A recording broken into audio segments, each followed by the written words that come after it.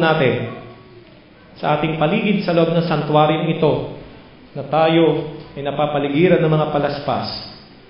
Nagpapahayag din po ito sa atin na sa pagpupuri natin sa Panginoon, sa Kanyang tagumpay, ang mga palaspas na ito mula po sa mga punong kahoy o mula sa mga puno na nasa kapaligiran o bahagi ng kalikasan, pinapaalaala nito sa atin ang patuloy na pagtataguyod ng kapaligiran at ng kalikasan, sapagkat ito ay patuloy na naghahayag ng kaluwalhatian ng Diyos bilang pagsunod sa kalooban ng Panginoon at bilang pagiging mabuting tigapangalaga ng sanglilikha. Sa diwa ng ating pagdiriwang ng matagumpay na pagpasok ng ating Panginoong Hesus, patuloy nating buksan ang pintuan ng ating puso at ating pong masiglang tanggapin at papasukin ng ating Panginoong Jesucristo sa ating buhay bilang ating dakilang Panginoon at tagapagligtas na may kalakip na kahandaan na siya po ang ating susundin sa ating buhay at sa ating mga gawain. Sa pangalan ng Ama, ng Anak at ng Banal na Espiritu, sabay-sabay po tayo magsabi, To God be the glory. Amen.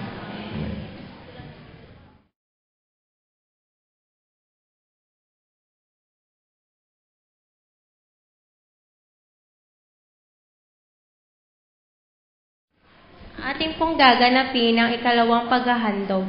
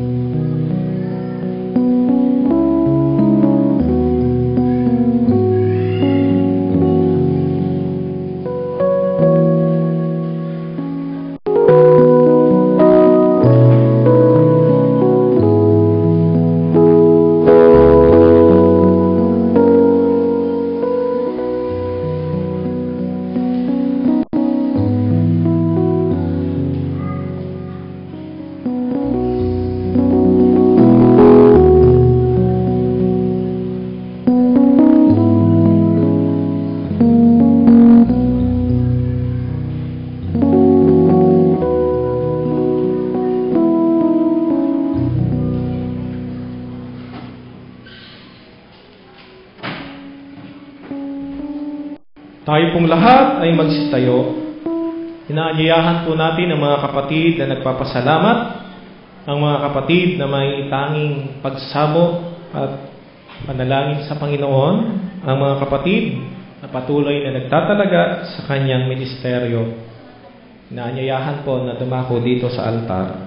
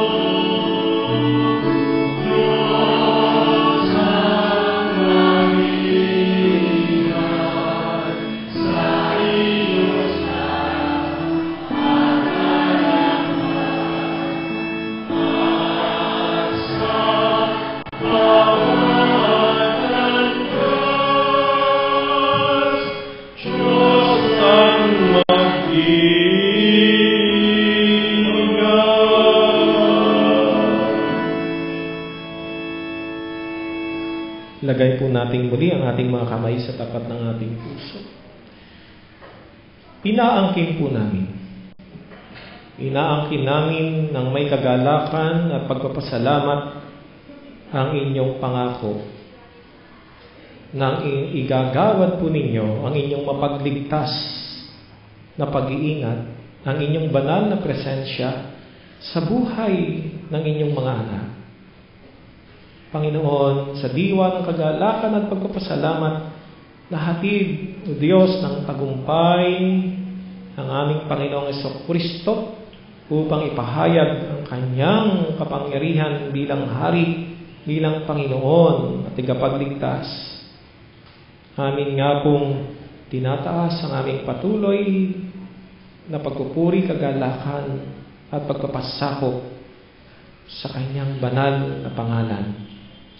Opo, sa aming sama-samang pagdulog sa inyong banal na paanan, sa trono ng inyong biyaya at ng walang hanggang himala, kinikilala namin ang aming buhay, kinikilala po namin, O dakilang Diyos, ang aming pong mga hindi dapat na ginagawa na naglalayo sa amin, naming Panginoon, sa inyo at sa aming kapwa, at gayon din naman sa sangnilikha. Dumudulog kami, aming Panginoon, nang mayroon pong